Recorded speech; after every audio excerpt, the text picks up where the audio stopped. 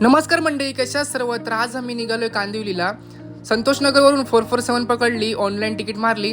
त्यानंतर ट्रेन पकडून आम्ही पोहोचलो कांदिवली स्टेशनला. रिक्षा पकडली आणि येऊन पोहोचलो रॉयल एनफील्डच्या शोरूममध्ये. प्रथमे दादा नवीन गाडी घेत होता, तर त्याच्या डिलिव्हरीसाठी आम्ही आलेलो होतो. सगळे एकत्र आल्यावर दादाने फायनली गाडी रिव्हील केली. मित्रांनो, दादा वहिनीच्या चेहऱ्यावरची स्माईल सांगत होती, कष्टाने घेतलेल्या वस्तूचा आनंद काही वेगळाच असतो. दोघं पण खूप खुश होती. दोघांची पण ड्रीम बाईक होती. संयम आणि सातत्य असेल तर कोणतेही स्वप्न पूर्ण होतं, हे यांच्याकडे बघून दिसत होतं.